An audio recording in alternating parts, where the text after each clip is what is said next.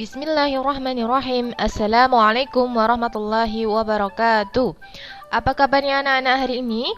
Semoga semuanya dalam keadaan sehat dan selalu semangat untuk belajar. Seperti biasa, sebelum kita mulai belajar, kita berdoa terlebih dahulu. Bismillahirrahmanirrahim. Raditu billahi rabba wa bil islami dina wa bi Muhammadin nabiyya wa rasula. Rabbi zidni ilma warzuqni fahma. Amin ya rabbal alamin. Hari ini kita akan melanjutkan pelajaran kita tema 6 subtema 3 pembelajaran 4, 5 dan 6. Mari kita mulai.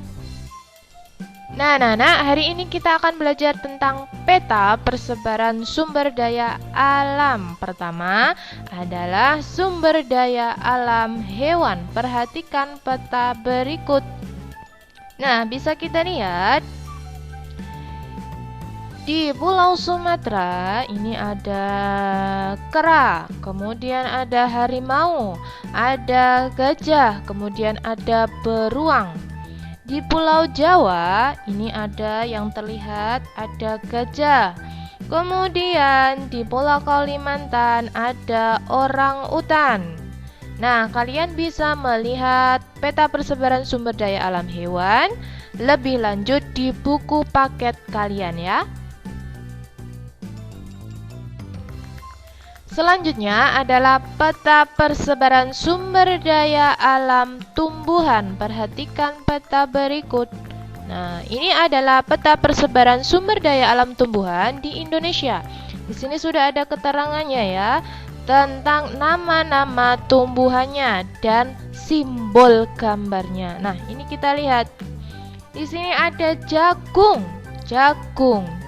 Kita cari jagung, gambar jagung ada di ini ya. Ini namanya Bali. Kemudian di sini juga ada jagung lagi Nusa Tenggara. Kemudian di sini ada simbol cengkeh. Cengkeh kita lihat ada di Jawa. Kemudian ada juga di Sumatera Selatan. Nah, lebih lanjut, kalian bisa pelajari di buku paket kalian tentang peta persebaran sumber daya alam tumbuhan. Selanjutnya anak-anak, kita akan belajar tentang peta persebaran sumber daya alam berupa tambang. Perhatikan petanya. Ini adalah peta persebaran sumber daya alam tambang. Bisa kita lihat ya. Di sini sudah ada keterangan simbol gambarnya. Nah, ini aluminium, asbes, aspal dan sebagainya. Bisa kita lihat ini di Pulau Sumatera dulu ya. Di Pulau Sumatera ini ada tandanya hitam. Hitam ini adalah minyak bumi. Nah, bisa kita lihat minyak bumi tersebar di sini di Pulau Sumatera.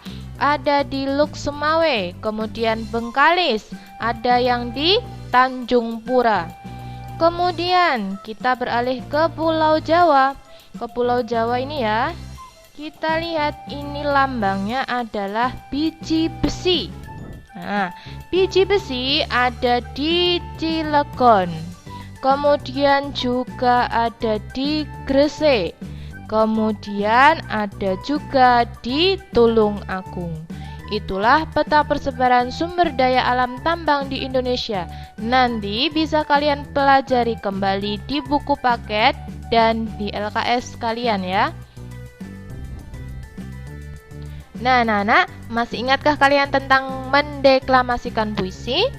Mendeklamasikan puisi berarti membaca puisi tanpa melihat teks ya, berarti sudah hafal. Nah, kemudian mendeklamasikan puisi memerlukan persiapan yang baik. Selain menghafal baris demi baris, kalian juga harus memahami makna puisi tersebut agar bisa mengekspresikan dengan emosi yang tepat. Kemudian selanjutnya kita akan belajar tentang tanda tekan pada baris puisi. Ada 3 tandanya. Yang pertama adalah Tanda centang 1 menyimbolkan tekanan yang pendek sekali.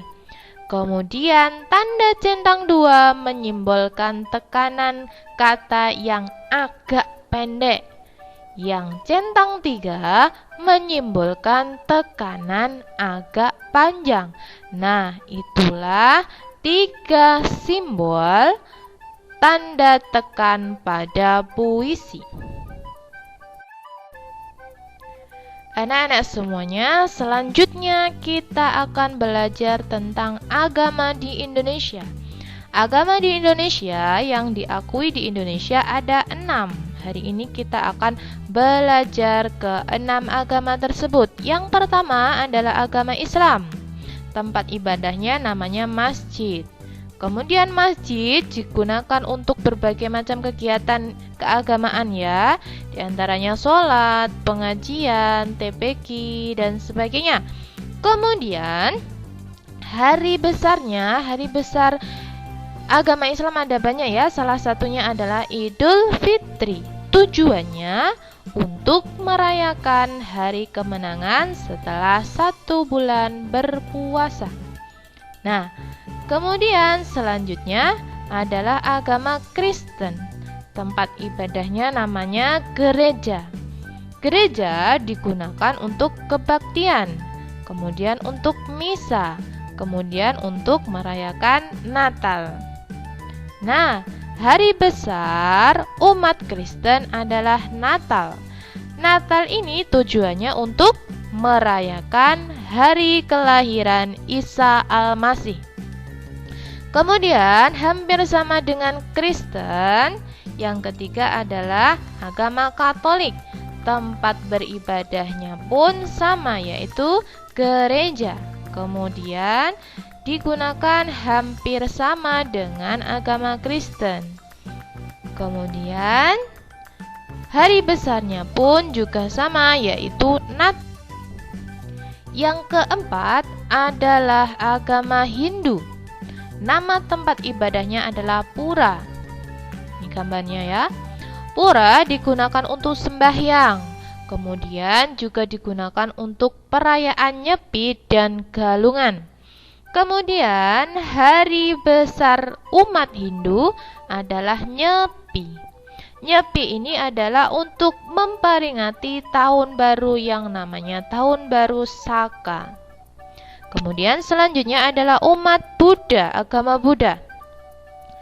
Nama tempat ibadahnya adalah wihara, kemudian digunakan untuk peribadatan ya. Kemudian hari besar umat Buddha namanya Waisak.